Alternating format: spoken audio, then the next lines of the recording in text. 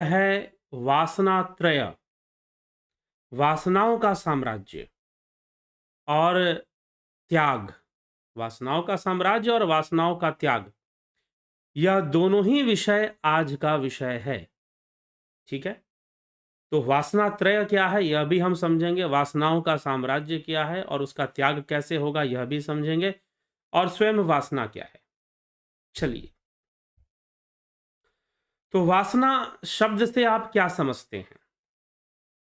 वासना शब्द से आप क्या समझते हैं? जैसे ही वासना शब्द का नाम लिया जाता है तो लोगों के दिमाग में बहुत तरह की बातें चलती हैं। अब वासना त्रय और वासनाओं का त्याग, यह विषय विवेक चूड़ामणि से लिया जा रहा है और यहाँ पर वासनाओं को समझाने का प्रयास किया जा रहा है। सर्वप्रथम वासनाओं की शक्ति। क्या वासनाओं में शक्ति होती है? क्या वासनाएं शक्तिशाली होती हैं? तो सर्वप्रथम हमें वासनाओं में शक्ति को समझना है कि वासनाओं में कैसी शक्ति होती है। दूसरा, वासनाओं के अंदर जो शक्ति है वो कैसे काम करती है। तो चलिए, इन सभी विषयों पर हम चर्चा करेंगे और आदि गुरु शंकराचार्य इस विषय को, वासनाओं की शक्ति को, उनकी ताकत को बताते हुए कुछ बातें लिखते हैं। ये वासनाएं कितनी प्रबल होती हैं, कैसी होती हैं, किस प्रकार से होती हैं और इन पर विजय कैसे होगा। फिर वो 3 गुणों पर विजय कैसे होगा, 3 गुणों पर नियंत्रण कैसे आएगा, इसके ऊपर भी चर्चा करते हैं। प्रारब्ध के ऊपर भी चर्चा करते हैं। तो यह सारा विषय जुड़ते जाता है एक दूसरे से। तो आज का विषय मुख्य रूप से वासना। वासना का अर्थ क्या है? क्या भोग वासना है? भोग वासना नहीं है। क्या भोग वासना है? भोग कहने का मतलब अनेक प्रकार के जो हम भोग करते हैं, क्योंकि भोग के 2 रूप हो सकते हैं। भोग सुखमय हो सकता है, भोग दुखमय भी हो सकता है। सुखों का भोग करना और दुखों का भोग करना, यह दोनों ही चीजें हैं। सुखों का भोग करना और दुखों का भोग करना, दोनों ही अवस्था में भोग तो हो ही रहे हैं। तो कुछ लोग भोगों को ही वासना समझ लेते हैं। जी नहीं, भोग वासना नहीं है। भोगों में जो लिप्सा है, भोगों में जो आसक्ति है, भोगों में जो राग है, और अनेक प्रकार के राग जो मनुष्य के जीवन में होते हैं, वह सामूहिक रूप से वासना कहलाते हैं। तो वह जो आसक्ति है, वह प्रबल वेग है जो राग का, वह वासना है। उस प्रबल वेग को वासना कहा गया है। तो कई जन्मों की वृत्तियों से यह बनता है। भगवान श्री कृष्ण ने अर्जुन से यही कहा कि कई जन्मों की वृत्तियों से जो वृत्तियां बनी हैं, उन वृत्तियों का खंडन योग वृत्ति से होगी। किससे होगी? योग वृत्ति से होगी। तो उन वृत्तियों का जो खंडन है वह योग वृत्ति से संभव है। तो जब योग वृत्ति बनेगी तो उन वृत्तियों का भी खंडन हो जाएगा। वह वृत्तियां जो संसार के प्रति वासना उत्पन्न करती हैं, संसार के प्रति वासना उत्पन्न करती हैं। तो जो राग है, जो आसक्ति का जो प्रभाव है और जो प्रबल प्रभाव है, वही वासना है। आसक्ति का प्रबल प्रभाव, प्रबल वेग ही वासना है। अब यह कितना प्रबल हो सकता है? तो आदि गुरु शंकराचार्य इस विषय में कहते हैं, ज्ञाते वस्तुन्यपि बलवती, ज्ञाते वस्तुन्यपि बलवती, वासना नादिरेशा कर्ता भोक्ताप्यहम मिति दृढ़ा रास्य संसार हेतु प्रत्यग्य दृष्टि आत्मनि निवसता सापनेया प्रयत्नान मुक्तिम प्राहुस्तदीह मुनयो वासना तानवम यत। आत्म वस्तु का ज्ञान होने पर भी, आत्म वस्तु क्या है और अनात्म क्या है, आत्म वस्तु और अनात्म वस्तु का ज्ञान होने पर भी व्यक्ति जान गया कि वास्तव में मेरा लक्ष्य तो क्या है? परमात्मा है। मेरा लक्ष्य तो ब्रह्म है, मेरा लक्ष्य तो मुक्ति है। वो ये जान चुका है। आत्म वस्तु का बोध उसे हो चुका है, आत्म वस्तु का ज्ञान उसे हो चुका है। अनात्म को भी वो जान चुका है कि यह इंद्रिय विषय जितने भी हैं वो सब के सब अनात्म हैं, आत्म नहीं है। यह संसार भी अनात्म है, यह शरीर भी अनात्म है, यह मन भी अनात्म है, यह मन बुद्धि चित्त अहंकार भी अनात्म वस्तु है। तो यह सभी अनात्म वस्तुएं हैं और इंद्रियों से दृष्टिगोचर होने वाला, इंद्रियों से अनुभव होने वाला यह संपूर्ण जगत भी अनात्म ही है। तो आत्म और अनात्म वस्तु का जो ज्ञान है वह हो चुका है, लेकिन फिर भी अनात्म और आत्म वस्तु का ज्ञान होने के बाद भी एक समस्या है। क्या समस्या है जी? आत्म और अनात्म वस्तु का ज्ञान होने पर भी कुछ समस्याएं बनी हुई हैं, और वो समस्या ये है कि इनका ज्ञान होने पर भी समस्या क्या है कि वासना हावी रहती है। मैं करता और भोगता हूं, आत्म वस्तु का ज्ञान हो जाने पर भी जो मैं करता और भोगता हूं इस रूप से दृढ़ होकर, वासना क्या चीज है सुन लीजिए, मैं करता हूं और मैं ही भोगता हूं, इस रूप से दृढ़ होकर जन्म मनर रूप संसार का कारण होती है। उस प्रबल अनादि वासना को प्रत्येक आंतरिक दृष्टि से, प्रत्यक्ष दृष्टि से आत्म स्वरूप में स्थित होकर प्रयत्न पूर्वक दूर करना चाहिए, क्योंकि इस संसार में वासना की क्षीणता को ही मुनियों ने मुक्ति माना है। वासना की क्षीणता को ही मुनियों ने मुक्ति माना है। कहने का तात्पर्य कि आत्म और अनात्म वस्तु का ज्ञान हो जाने के बाद भी, आत्म और अनात्म वस्तु का ज्ञान हो जाने के बाद भी उस ज्ञानी के अंदर जो मैं करता हूं और मैं भोगता हूं और देह के प्रति जो आत्मभाव है वो कहीं ना कहीं बना रहता है। पहले तो उसने समझ लिया, तर्कों से समझ लिया उसने कि यह शरीर नश्वर है। ठीक है, उसने तर्कों से यह बात समझ ली कि यह शरीर नश्वर है और आत्मा ही सत्य है, इंद्रियां भी असत्य हैं, मिथ्या हैं, मन बुद्धि चित्त अहंकार भी मिथ्या है, यह जगत भी मिथ्या है, वह आत्मा ही सत्य है। इस बात को वो भली भांति समझ चुका है, परंतु फिर भी अभी भी जो मैं करता हूं और मैं भोगता हूं यह उसके ऊपर हावी रहता है, और यही वासना है। मैं करता हूं, मैं भोगता हूं, यही वासना है, और उसकी भोगों में लिप्सा बनी रहती है सारा सत्य जानने के बाद भी। यद्यपि सत्य जान लेने से भोगों में लिप्सा थोड़ी कम तो जरूर हो जाती है, और भोगों को भोगने के प्रति जो दृष्टिकोण है उसमें भी परिवर्तन आ जाता है। अब भोगों का वेग भी कम हो जाता है, कम जरूर हो जाता है, क्योंकि व्यक्ति सब जान लेता है आत्म वस्तु क्या है और अनात्म वस्तु क्या है, तो वो भोगों को भोगता हुआ भी उसके अंदर एक भोगों के प्रति एक वैराग्य भी रहता है। अगर मान लीजिए भोगों को वो भोग भी रहा है तो भी उसके मन में यह भावना रहती है कि भाई ये जो भोग हैं यह तो नश्वर ही हैं और यह कष्टदायी है, अगर इनमें ज्यादा आसक्ति हो गई तो दुख का ही कारण बनेगा। यह विचारधारा उनके मन में बनी रहती है, लेकिन फिर भी एक प्रबल वेग वासनाओं का उनके साथ भी काम करता रहता है, जो उन्हें जबरन बलपूर्वक आत्म और अनात्म वस्तु को जान लेने के बाद भी उन्हें भोगों में, वासनाओं में, वासनाओं में लिप्त करता रहता है, उन्हें उनमें फंसाता रहता है। इसीलिए आदि गुरु शंकराचार्य कहते हैं कि अब जो है अनात्म और आत्म वस्तु का विवेक जिसको प्राप्त हो गया है, उस साधक को, उस योगी को अब धीरे धीरे प्रयास करना चाहिए इन सभी वासनाओं से मुक्त होने का। और यह प्रयास कैसे होगा? यह प्रयास होगा आत्मा में स्थित होकर। क्या जबरदस्ती प्रयास होगा? जी नहीं। क्या जबरदस्ती प्रयास होगा? जबरदस्ती वासनाएं रुक जाएंगी? जी नहीं। आत्मा में स्थिति बनाकर, निरंतर आत्मा में धारणा कर कर ध्यान योग से इसका प्रयास होगा। शनय शनय योगी साधक इसका प्रयास करता है, झटके में नहीं छोड़ देता। ठीक है, झटके में वो लोग छोड़ने का दावा करते हैं जो झटके में छूट भी नहीं सकता है। वो लोग दावा करते हैं जो कहीं ना कहीं कुछ प्रदर्शन करना चाहते हैं, कहीं ना कहीं कुछ दिखाना चाहते हैं।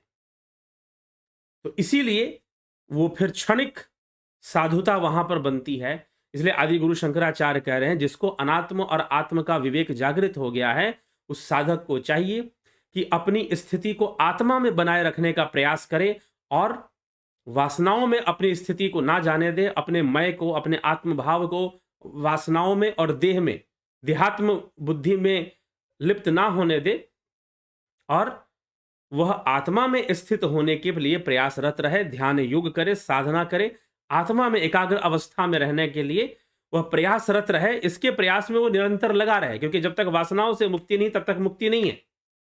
तो वासनाओं का वेग बड़ा प्रबल है, इतना आसान नहीं है कि आत्म और अनात्म वस्तु का विवेक जागृत होने पर भी यह वासनाओं का वेग लगा रहता है, इनका फोर्स काम करता रहता है। यद्यपि साधक दृष्टा भाव से देखता है, इन वासनाओं को देखता है, फिर भी बहुत हद तक वो उन्हीं के प्रवाह में बह रहा होता है। शनय शनय धीरे धीरे अभ्यास करते हुए, चिंतन करते हुए, निधिध्यासन करते हुए धीरे धीरे जो है इस समस्या का हल होगा, आत्मा में स्थिति पूर्णतः बन जाएगी और फिर इन वासनाओं से हमेशा के लिए मुक्ति मिल जाएगी। तो वासनाओं का वेग इस प्रकार से काम करता है। इसीलिए इस शरीर को धारण करने वाला प्रत्येक जीव वासनाओं के वेग में काम करता रहता है, वासनाओं के वेग में ही वो कर्मशील रहता है। ठीक है, तो चलिए इसी बात को समझाया गया कि आत्मा अनात्म वस्तु का विवेक रखने वाले मुनि जनों ने, जो मननशील हैं, जिनका विवेक जागृत है आत्मा अनात्म, उन मुनि जनों के ऊपर भी वासनाओं का वेग काम करते रहता है। इसीलिए उन्हें धीरे धीरे प्रयास करना चाहिए, प्रयत्न पूर्वक दूर करना चाहिए, आत्मस्वरूप में स्थिति बनाकर इसको, वासनाओं को प्रयत्न पूर्वक दूर करना चाहिए। ये कहा गया। अहम ममेति यो भावो देहाक्षादावनात्मनि अध्यासो अयम निरस्तव्यो विदुषा स्वात्मनिष्ठया। देह, इंद्रिय आदि अनात्म वस्तुओं में जीव का जो अहम भाव है,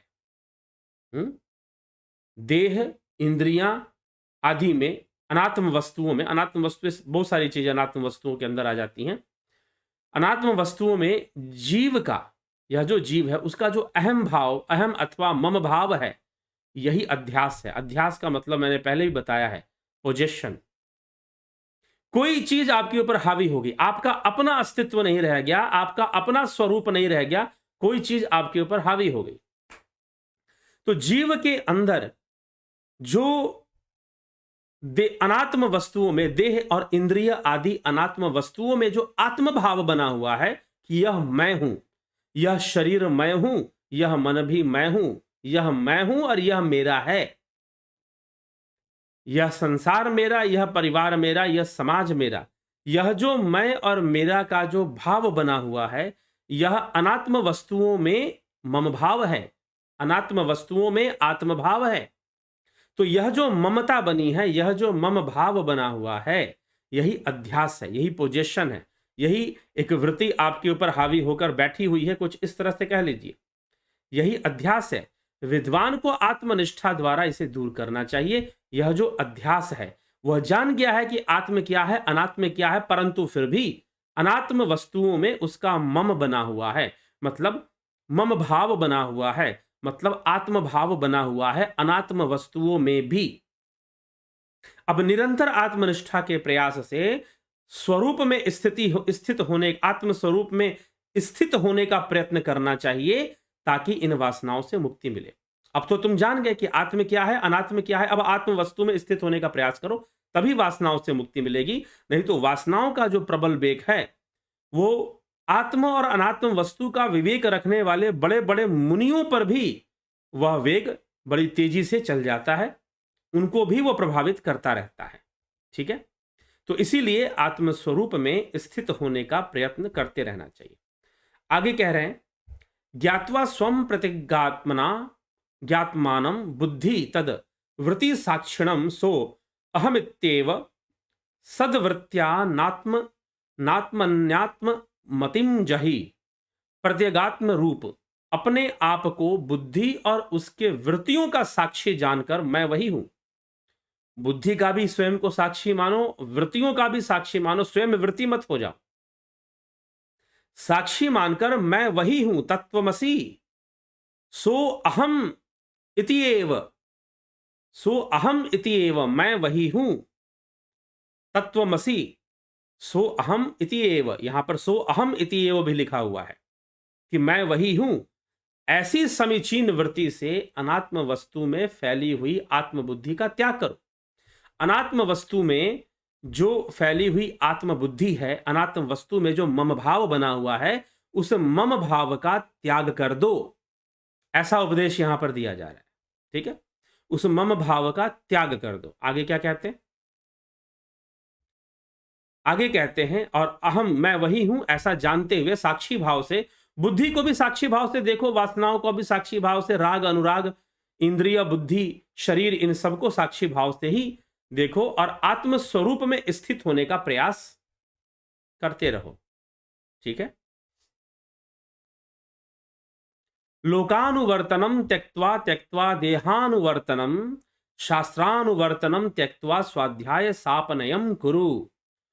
अब यहां पर वासना त्रय की चर्चा की जा रही है, लोकानुवर्तनम। अब यहां पर देखिए, वासना त्रय से वासना और स्पष्ट होगी, क्योंकि वासना शब्द का प्रयोग करते ही लोगों का मन ज्यादातर जाता है शारीरिक भोगों के प्रति।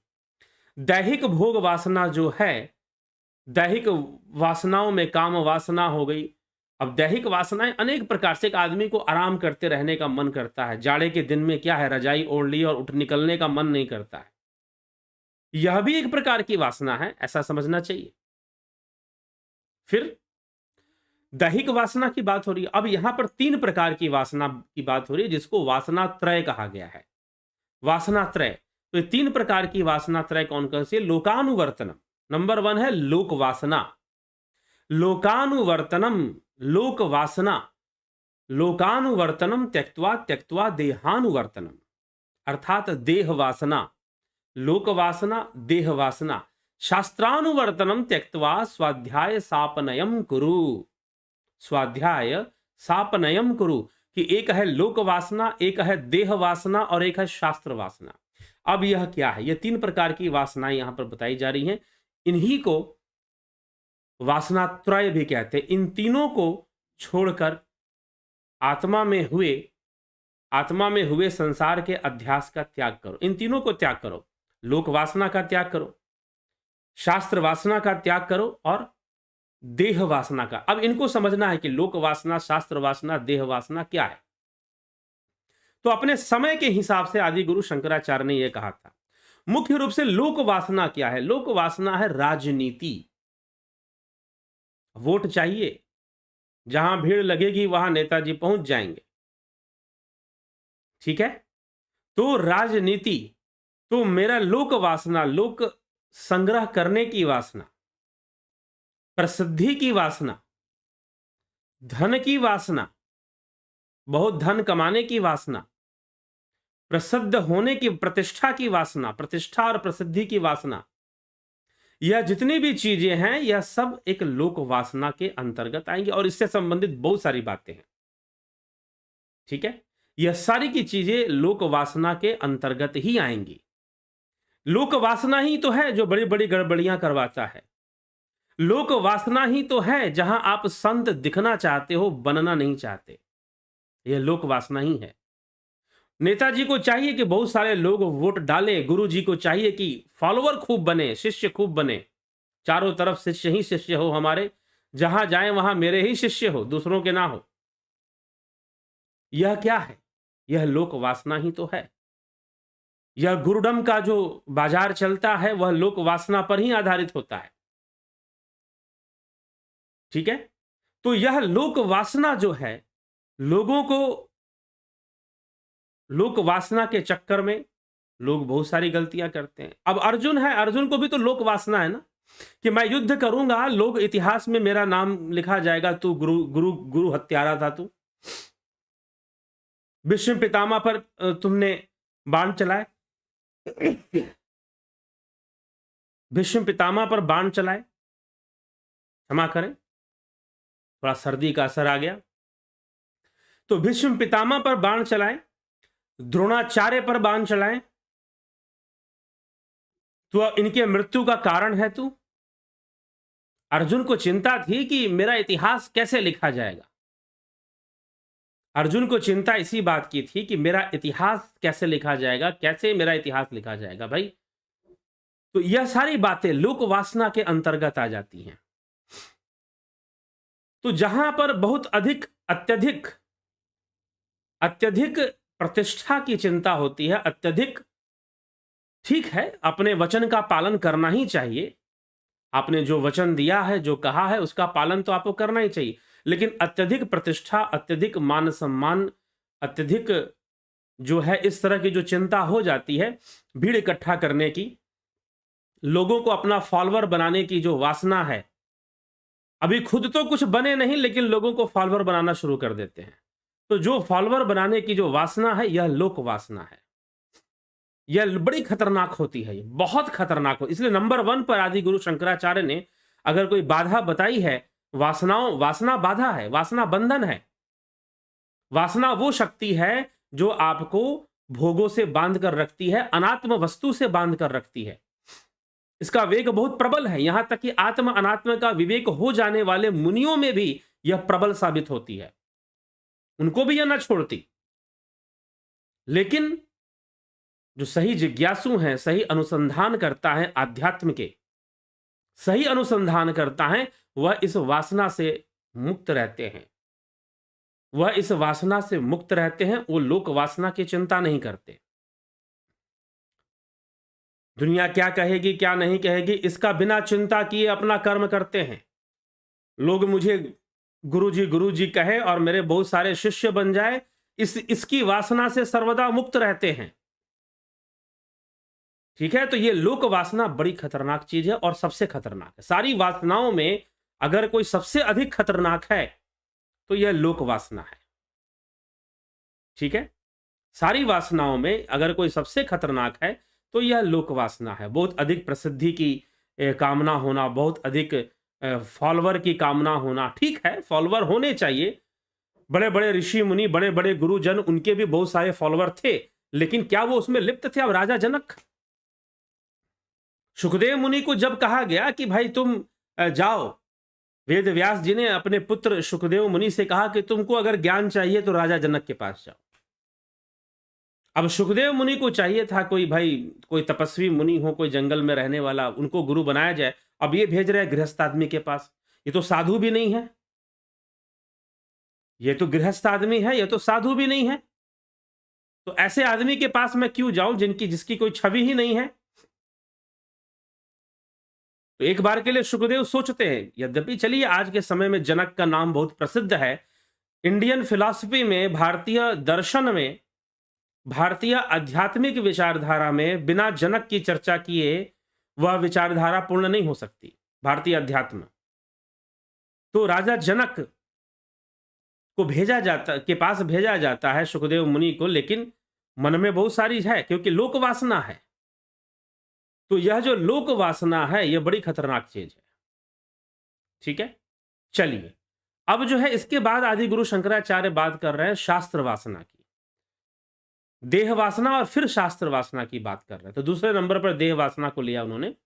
तो देह वासना जो देह के भोग हैं, जो देह के भोग हैं, वासना एक पुरुष के अंदर जो उसे आकर्षित करती है स्त्री के प्रति, नारी के प्रति, और एक नारी के अंदर जो उसे आकर्षित करती है पुरुष के प्रति, यह भी एक वासना है। और जब यह अनियंत्रित होती है तो घोर पाप भी करवाती है, कई बार अनैतिकता में भी ढकेल देती है।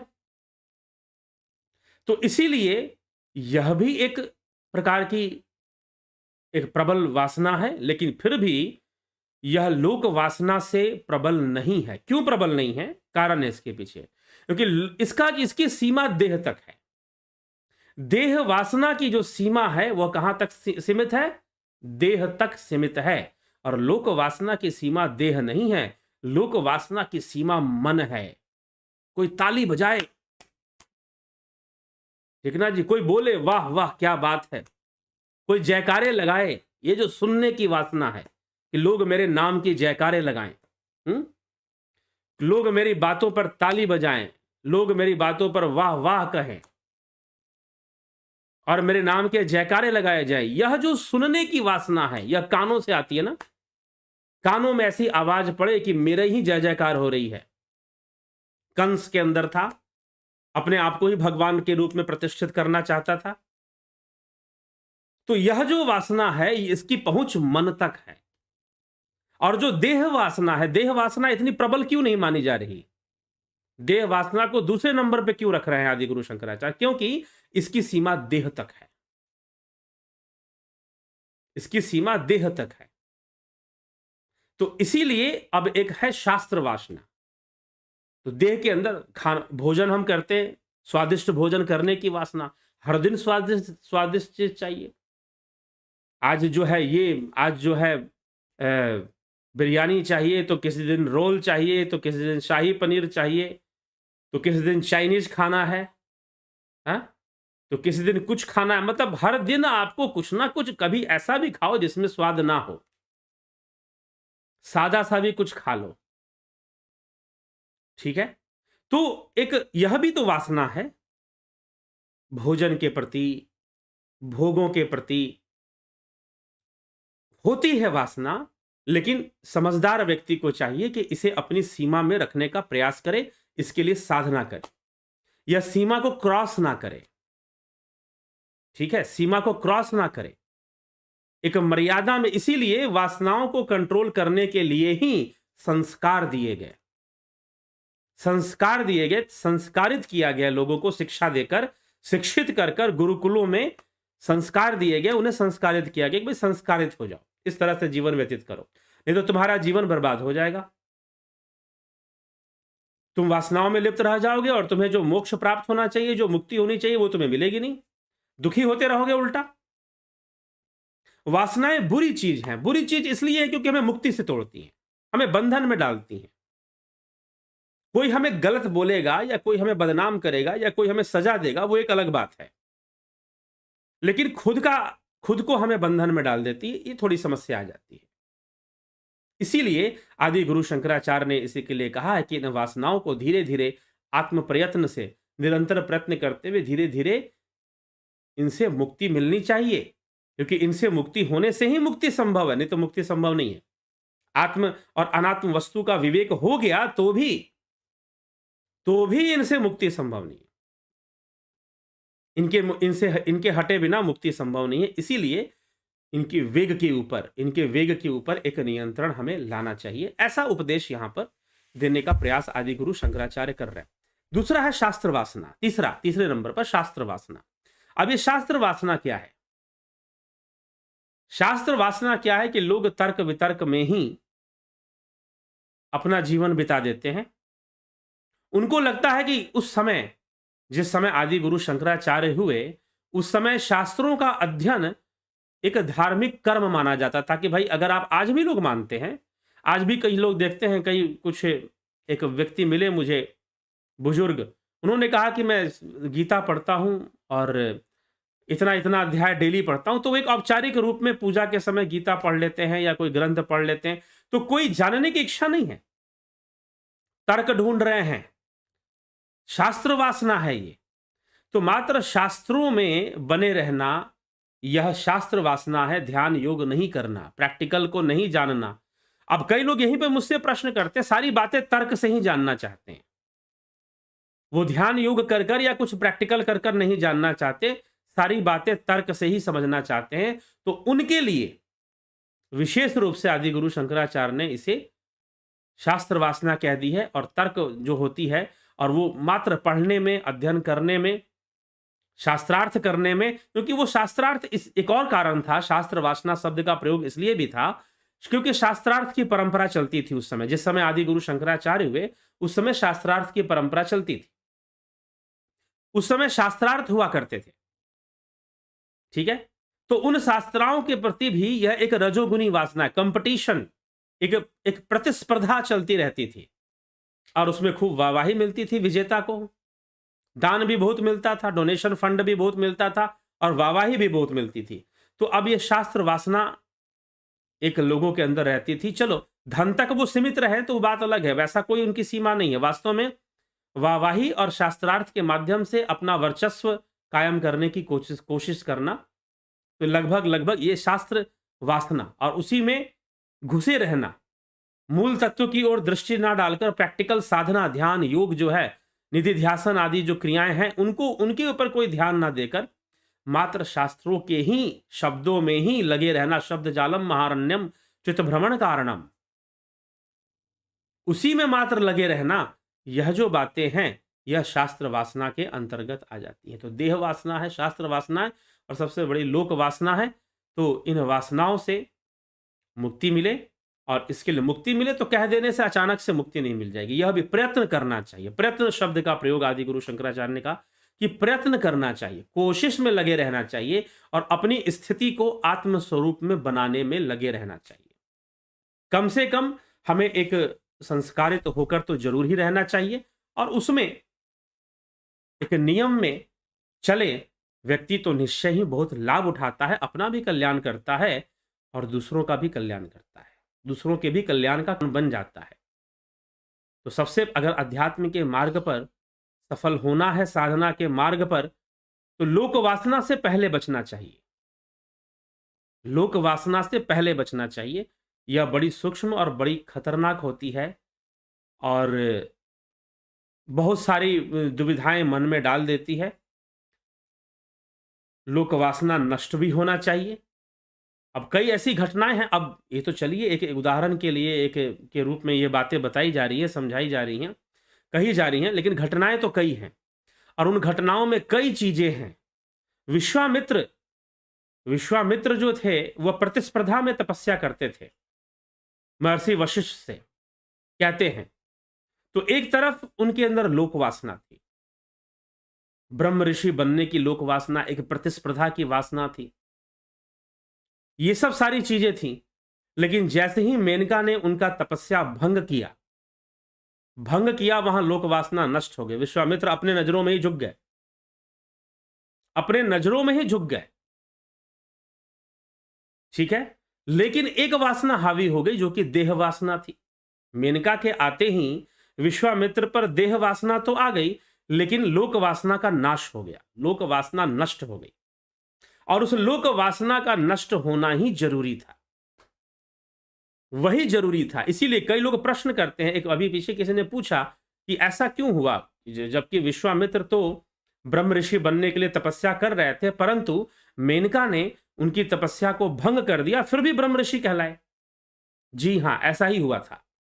विश्वामित्र जब वशिष्ठ ऋषि के पास गए और क्षमा प्रार्थना की कि मुझसे भूल हो गई, मुझसे गलती हो गई, मैंने प्रतिस्पर्धा की भावना से तपस्या की है और जितनी भी गलतियां मैंने की है, आपके प्रति जितना भी द्रोह किया है, मैं उसकी क्षमा मांग रहा हूं, और मैं ब्रह्म ऋषि नहीं बन पाया, ठीक है, ब्रह्म ऋषि मैं नहीं बन पाया, ऐसा उन्होंने वशिष्ठ ऋषि के समक्ष जब बात कही, तो महर्षि वशिष्ठ ने उनकी दोनों भुजाओं पकड़कर उठाया और कहा कि ब्रह्म ऋषि विश्वामित्र, तुम तो बहुत पहले ही ब्रह्म ऋषि बन चुके थे।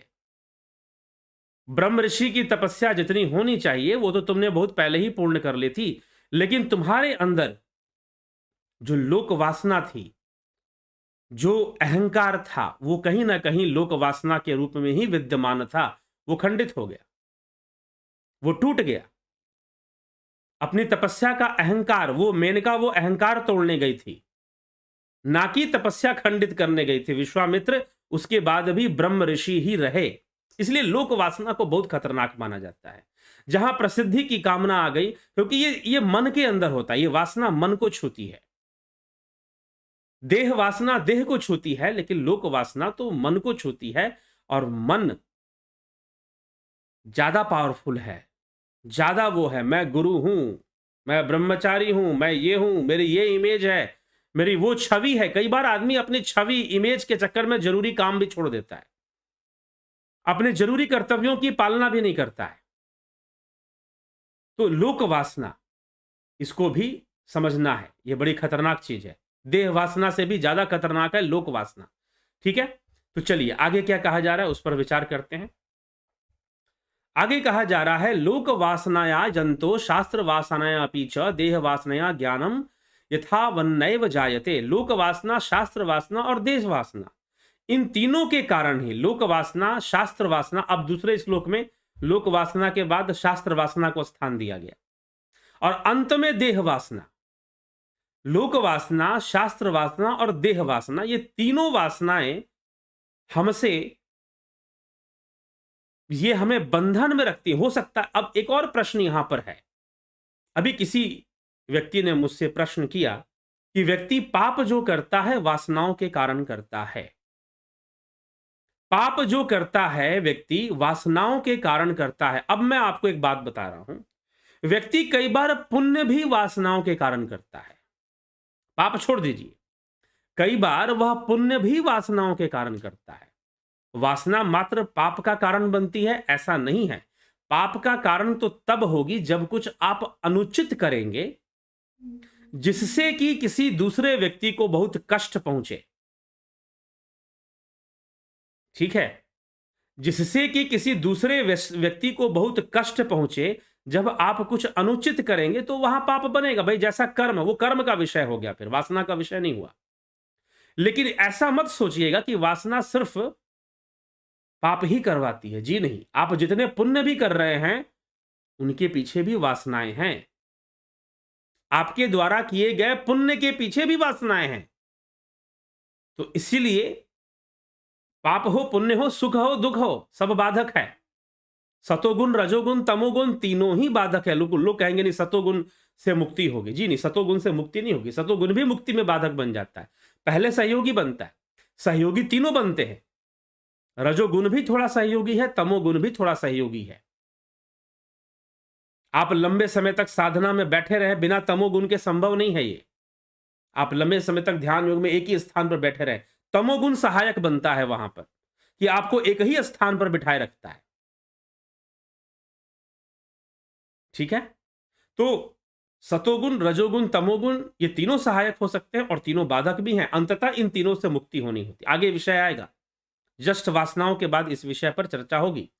तो ये वासनाओं का, ये लोक वासना, शास्त्र वासना, देह वासना।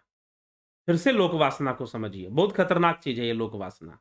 और नेताओं को बहुत अधिक होता है। नेताजी लोगों को और कई गुरुजी लोगों को अंदर कुछ ज्यादा मात्रा में होता है। जब ज्यादा मात्रा में होता है तो व्यक्ति अपनी लोक वासना की पूर्ति के लिए बहुत कुछ करता है फिर। ठीक है, तो इसे हमें थोड़ा समझना चाहिए। चलिए, तो इस प्रकार से लोक वासना, शास्त्र वासना और देह वासना, इन तीनों के कारण ही जीवों को ठीक ठीक ज्ञान नहीं होता। सही से ज्ञान हो पाना, आत्मज्ञान हो पाना संभव नहीं है। संसार कारागृह मोक्ष मिक्षो रयोमयम पाद निबद्ध श्रृंखलम वदंती तज्ज्ञा पटु वासना त्रयम यो अस्माद्वि मुक्ता समुपैति मुक्तिम। संसार रूप कारागार में, इस संसार रूप कारागार में, इस संसार को कारागार बताया गया। संसार कारागृह मोक्षमिक्षो रयोमयम, संसार रूपी कारागार से मुक्त होने की इच्छा वाले पुरुष के लिए ब्रह्मज्ञ पुरुष इस प्रबल वासना त्रय को पैरों में पड़ी हुई लोहे की बेड़ी बतलाते हैं। यह जो जैसे कैदी को जेल में बंद कर दिया जाए और उसे लोहे की बेड़ी से उसके पैर बांध दिए जाए। ठीक है, तो ब्रह्मज्ञ पुरुष जो हैं, ब्रह्म को जानने वाले जो पुरुष, महापुरुष हैं, वह प्रबल वासना त्रय को, ये जो तीन वासनाएं, वासना त्रय अर्थात लोक वासना, शास्त्र वासना, देह वासना, इनको वासना त्रय कहा गया है। वासना त्रय को पैरों में पड़ी हुई लोहे की बेड़ी बतलाते हैं। ये पैरों में पड़ी हुई लोहे की बेड़ी ये मुक्त होने नहीं देगी।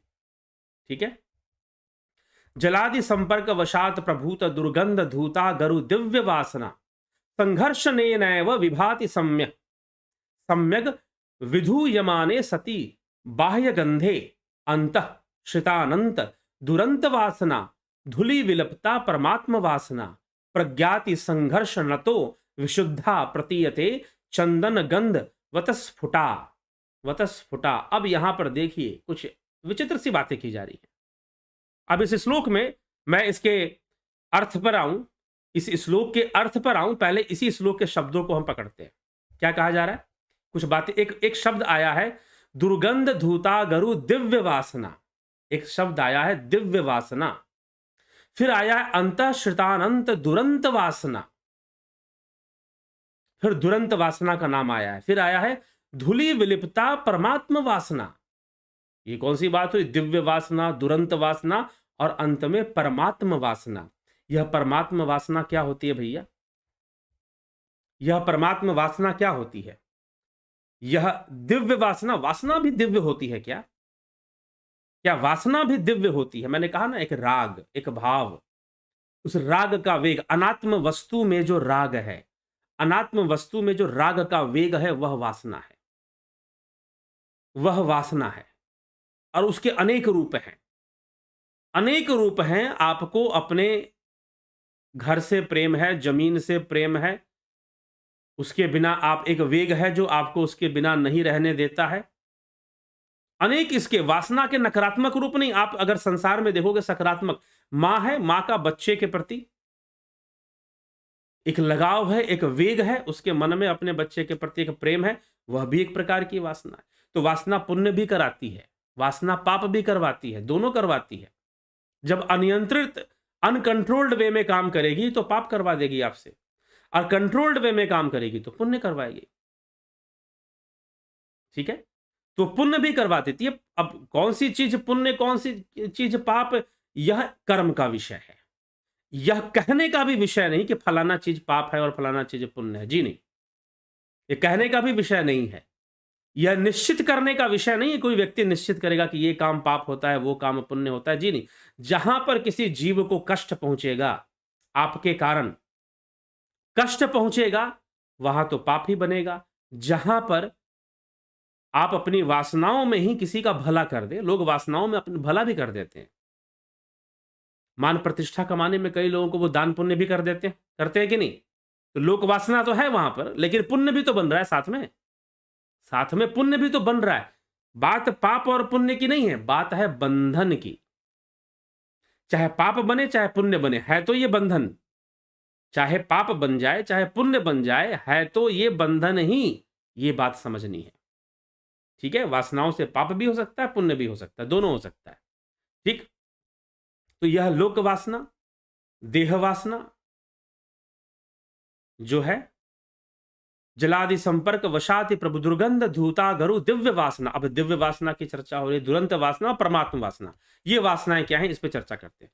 जिस प्रकार जल आदि के संसर्गवश अत्यंत दुर्गंध युक्त वस्तु का लेप चढ़ जाने से दबी हुई अगरू की दिव्य सुगंध, अगर जिससे अगरबत्ती बनती है उसमें बहुत सुगंध होती है, अगरू की दिव्य सुगंध, अगर उस पर मिट्टी और पानी मिल जाए तो कीचड़ बन जाएगा, और कीचड़ का लेप चढ़ जाए तो उसका जो सुगंध है वो गायब हो जाएगा, वो नहीं मिलेगा। फिर बाह्य दुर्गंध के दूर होने पर, जब बाह्य दुर्गंध दूर होगा, फिर अच्छी तरह से उसका सुगंध प्रतीत होगा।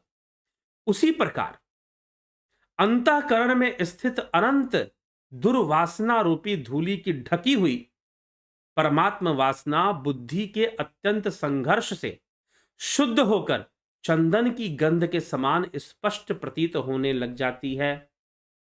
ठीक है, अब यह दिव्य वासना और परमात्म वासना की मुक्त होने की भी एक वासना है। जीव के अंदर मुक्ति की भी एक वासना, नहीं तो उसके अंदर मुमुक्षुता तो होती ही नहीं बिल्कुल। ठीक है, वासनाओं में, सांसारिक वासनाओं में लिप्त होते हुए भी कई लोगों के अंदर इन सबसे मुक्ति होने की एक कामना होती है। यह जो मुक्ति प्राप्त करने की कामना है, यही परमात्म वासना है।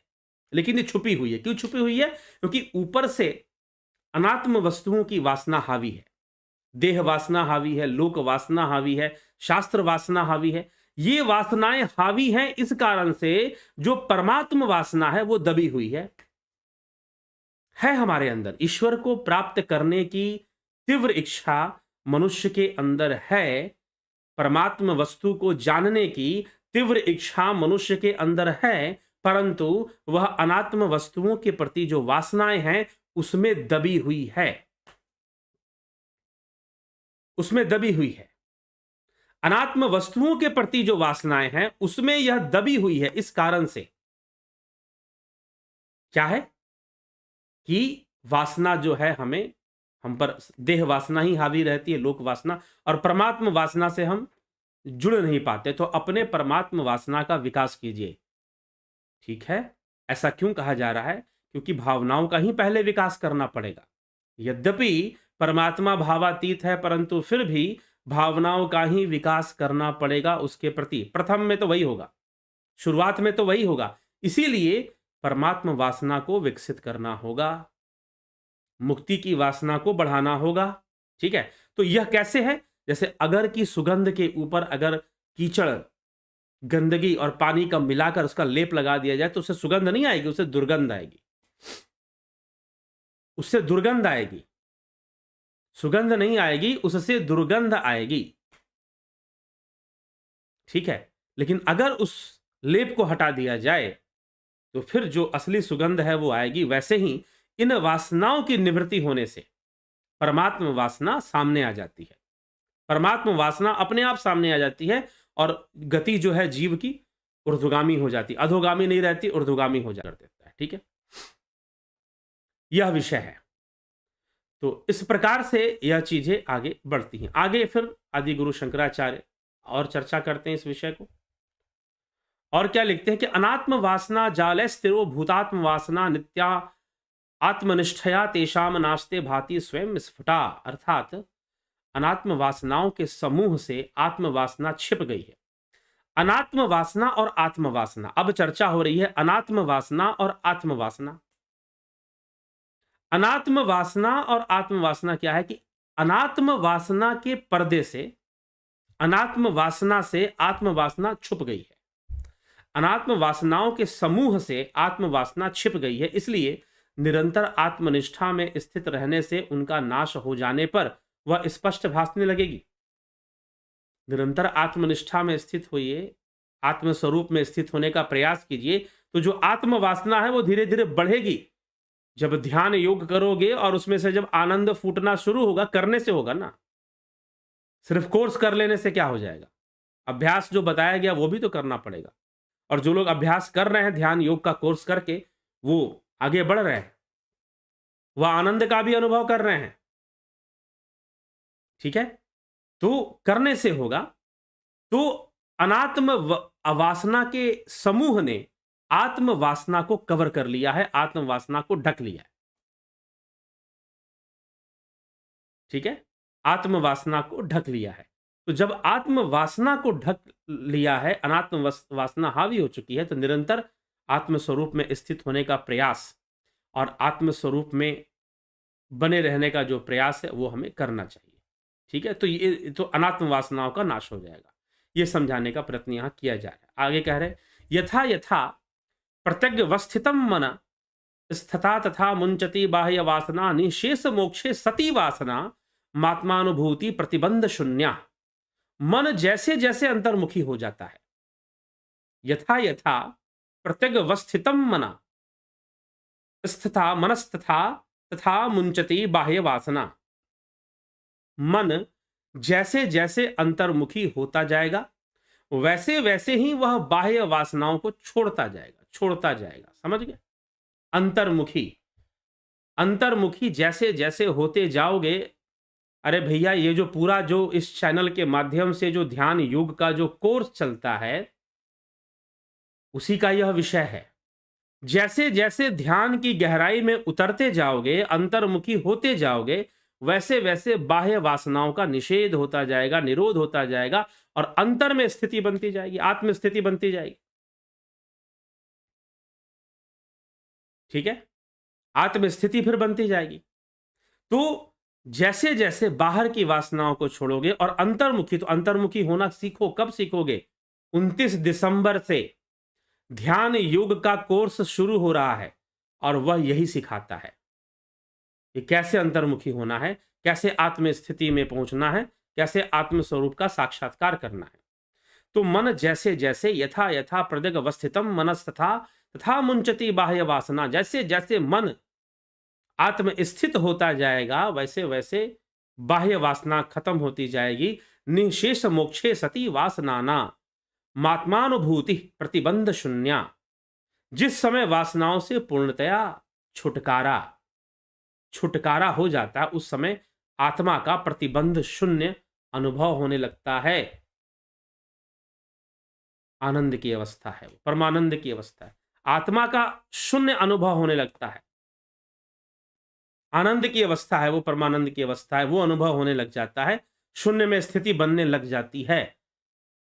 और थोड़ा सा भी अनुभव हो जाए, ईमानदारी से अगर प्रयास कर लिया कुछ वर्ष, तो निश्चय ही अनुभव होता है, दिव्य अनुभूतियां होती हैं। और उसके पहले भी शून्यता का भी अनुभव होना शुरू हो जाता है। ठीक है, करने पर है। तो ध्यान योग का जो कोर्स आपको दिया गया है, जिन लोगों ने किया है और जिन लोगों ने नहीं किया है वो ज्वाइन कर सकते हैं 29 अक्टूबर से। यह गहराई में उतरने के लिए है, अंतर्मुखी होने के लिए है, परमात्मा वासना को प्रकट करने के लिए है और बाह्य वासनाओं को, वासना त्रय को रोकने के लिए है। वासना त्रय, लोक वासना, शास्त्र वासना और देह वासना, ये 3 वासनाओं को वासना त्रय कहा गया। तो ये वासनाओं का साम्राज्य, यह वासनाओं की शक्ति और उनके त्याग के बारे में हमने चर्चा की, जो आज के थंबनेल पर लिखा गया था। क्या? वासना त्रय, वासनाओं का साम्राज्य और वासनाओं का त्याग कैसे होगा? निरंतर अभ्यास से होगा। अर्जुन का प्रश्न था, चंचलम ही मना कृष्ण प्रमाथि बलवदृढ़ तस्याहम निग्रह मन्ने वायुरेव सुदुष्करम, कि हे श्री कृष्ण, यह मन अति चंचल है, इसका निग्रह तो अत्यंत दुष्कर है, इसका निग्रह करना तो वायु के समान है, वायुरेव दुष्करम। जैसे वायु का निग्रह नहीं हो सकता, वैसे मन का कैसे होगा? तो श्री कृष्ण उत्तर देते हैं, असंशयम महाबाहो मनो दुर्निग्रहम चलम। इसमें कोई संशय नहीं है अर्जुन कि मन अत्यंत चंचल है। असंशयम महाबाहो मनो दुर्निग्रहम चलम, मन का निग्रह अत्यंत ही कठिन है, इसमें कोई संशय नहीं है। अभ्यासेन तू कौन्तेय वैराग्येन च गृह्यते, कि तुझे अभ्यास और वैराग्य का सहारा लेना चाहिए। ठीक है, प्रैक्टिस। ध्यान योग टेक्निक है, विधि है, शास्त्र सम्मत युक्ति है, जिससे कि आप ध्यान की गहराई में उतरो और इन वासनाओं से अपनी मुक्ति कर सको। आवश्यकता करने की है, बताया जा रहा है, वह युक्ति दी जा रही है। जिन लोगों ने भी किया है अब तक, जितने लोगों ने, सैकड़ों लोगों ने इस कोर्स को किया है, अभी संख्या हजारों तक नहीं पहुंची इसलिए मैं हजारों नहीं कह सकता, सैकड़ों लोगों ने जरूर किया है।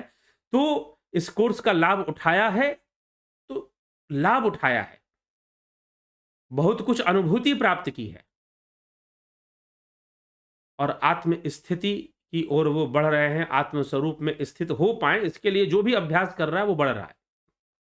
और सबसे बड़ी बात क्या है? ध्यान योग का जो अभ्यास है, ये सभी अभ्यास, चलिए मुक्ति होगी, आत्मस्थिति बनेगी, आत्मस्वरूप में स्थित हो जाएंगे, ठीक है, बहुत अच्छी बात है, यह तो होगा ही, परंतु आपको अपने वर्तमान जीवन में और जो वर्तमान जीवन की समस्याएं हैं उनको सुलझाने में भी बहुत बड़ी सहायता मिलनी शुरू हो जाती है।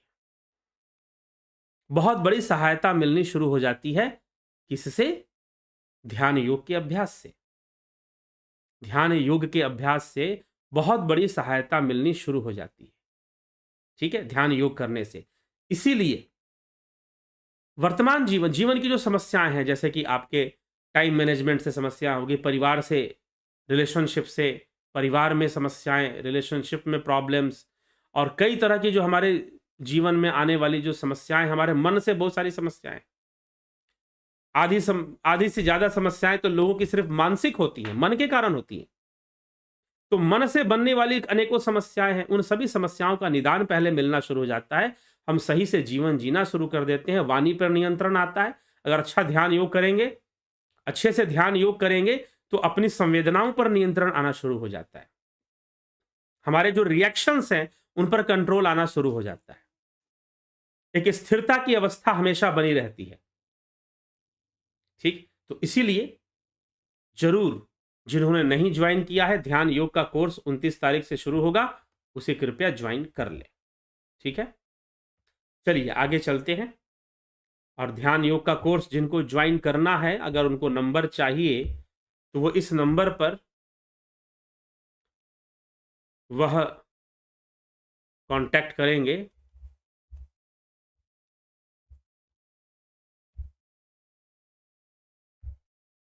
इस नंबर पर आप डिटेल्स ले सकते हैं कि कैसे हम उसको ज्वाइन करेंगे, किस प्रकार से हम उसको ज्वाइन करें, आप उसका डिटेल प्राप्त कर सकते हैं।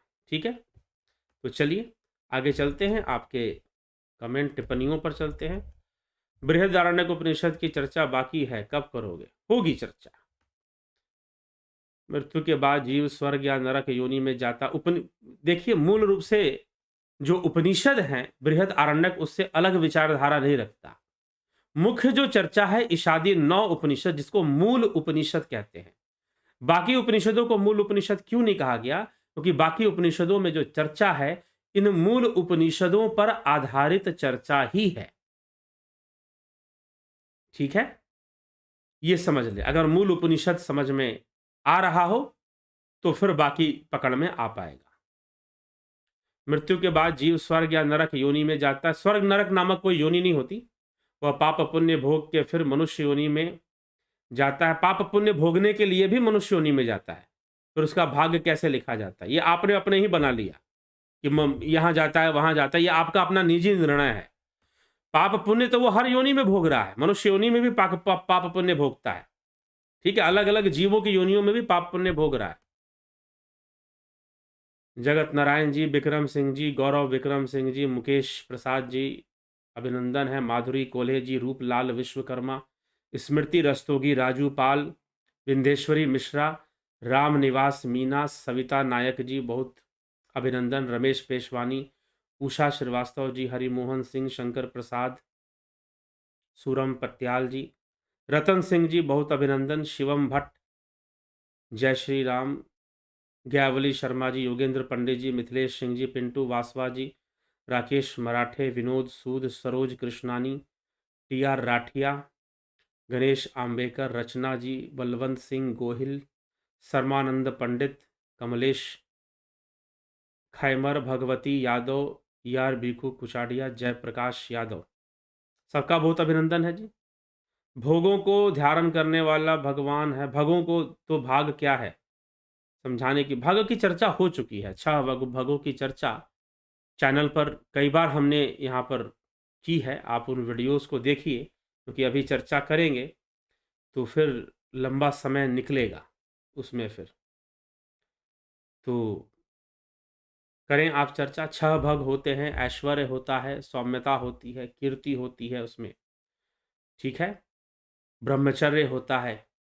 इस प्रकार से 6 भग हुआ करते हैं। इन 6 भगों से जो करुणा होती है, करुणा भी एक भग होता है, तो इन 6 भगों से जो संपन्न है वह भगवान है। ऐश्वर्य का मतलब यहाँ पर सिद्धि से, अब मतलब एक एक का निकलेगा, वो लंबी व्याख्या हो जाएगी। तो ये 6 भगों से जो संपन्न है वो भगवान है।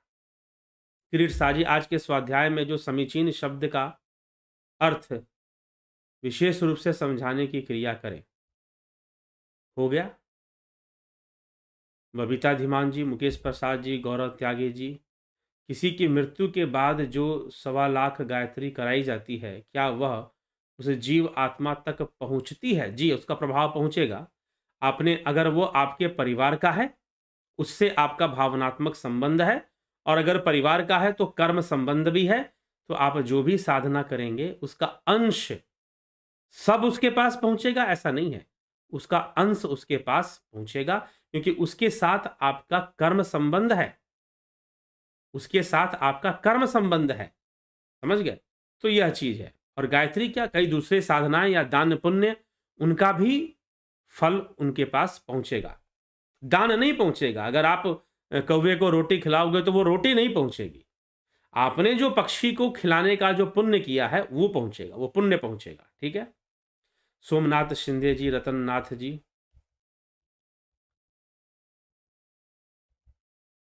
जयंती भाई पटेल, मुकेश प्रसाद जी, स्मिता सावंत, SKM, AK भट्ट, ओम क्या है? उ दो स्वर और माँ एक व्यंजन है। यहाँ पर माँ व्यंजन नहीं है। हाँ, जब हम उसको काट कर लिखते हैं, वास्तव में वो ओम अंग की मात्रा है। जब ओम लिखा जाता है तो उसमें माँ आता नहीं है, माँ का उच्चारण नहीं होता। माँ जैसे हम बोल रहे हैं, ये उच्चारण नहीं होता है। ये उच्चारण होता है। जैसे हम लंबा ओम बोलेंगे, माँ का उच्चारण नहीं होता है। लेकिन यह म जो है यहां पर, यह स्वर है, ना कि व्यंजन है। ठीक है। आप उच्चारण सही से करेंगे तब ये स्पष्ट होगा। जो उद्गीत का उच्चारण जो होता है उसमें स्वर ही होता है, अंग की मात्रा होती है, बिंदु होती है, जो कि चंद्र बिंदु आप लगाते हैं ना, ओम लिखते हैं उसके ऊपर चंद्र बिंदु लगाते हैं, तो वह जो चंद्र बिंदु है उसका उच्चारण होता है अंत में। ठीक है। तो उसी को यहां पर म, तो वह स्वर के रूप में है, वह व्यंजन नहीं है। गौरी शंकर मिश्रा जी, क्या कारण है कि मदिरा और महिला की वासना देर तक नहीं जाती। यह तो देह वासना है, उससे भी ज़्यादा बड़ी वासनाएं प्रतिष्ठा की वासना है और दूसरी कई वासना है जिसमें आदमी ग्रसित है और वो बंधन है। साधना कीजिए, ध्यान योग कीजिए, अगर मुक्त होना है और अगर नहीं तो लिप्त रहिए और उसका परिणाम भोगिए।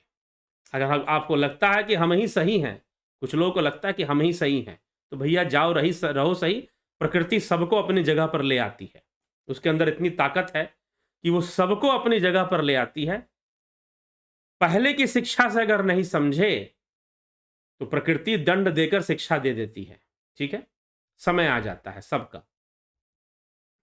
महेश मकवाना जी, मृत्यु के बाद भी वासना ये रहती है तो उसे कैसे खत्म किया जाए? मृत्यु मनुष्य शरीर से योग साधना से ही खत्म होती है और झटके में नहीं खत्म होती है, योग साधना के अभ्यास से खत्म होती है। नीतीश सिन्हा, संदीप बराक, महेश मकवाना, वासनाओं के कारण जीव भटकता है। बिल्कुल भटकेगा, कर्म करेगा तो भटकेगा ही। क्या मंत्र, योग और नाम जाप एक ही है? जी हाँ, एक ही विषय है लगभग। स्मिता सावंत जी, व्यवधान आ रहा है कह रही हैं।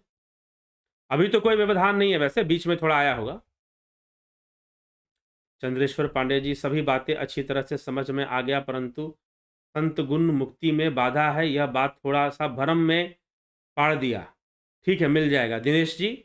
आगे जो है अगले व्याख्यान में इस पर चर्चा आ जाएगी। सतगुण जो है मुक्ति में बाधा है कि नहीं है, या बाधा है या सहायक है, दोनों बातें आ जाएंगी। ए माया में रहकर माया से कैसे बचे, कृपया बताएं। माया से बाहर निकलिए। ठीक है, रहकर कैसे बचेंगे? माया में रहकर कहने का मतलब ये है कि बाहरी रूप से आप माया में रहेंगे, लेकिन माया में बाहरी रूप का वास नहीं होता, मन का वास होता। मन को ही निकालना है, मन को ही निकालना है, बाकी शरीर तो रहेगा ही रहेगा। ठीक है, दिनेश गाइधने जी, अभिनंदन है आपका। तो चलिए इसी के साथ विराम देते हैं, और जो लोग ध्यान योग का कोर्स करना चाहते हैं वह निश्चय ही ज्वाइन करें और ध्यान योग का पूरा पूरा लाभ उठाएं। 29 तारीख से बस 4-5 दिन और है, फिर यह कोर्स शुरू हो जाएगा। तो जल्द ज्वाइन कर कर इसका पूरा पूरा लाभ उठाइए। बहुत बहुत आभार आप सभी का। जुड़े रहें, बने रहें। अभी 3 गुणों पर प्रारब्ध पे चर्चा आएगी अभी आने वाले दिनों में। विवेक चूड़ामणि पे आधारित चर्चाई है सारी। तो बहुत बहुत आभार। जुड़े रहें, बने रहें। अगर आपको लगता है कि यहाँ पर श्रेष्ठ विषयों पर सही चर्चा होती है तो आप निश्चय ही शेयर किया करें, वीडियोस को शेयर भी किया करें। ठीक है, तो बहुत बहुत आभार।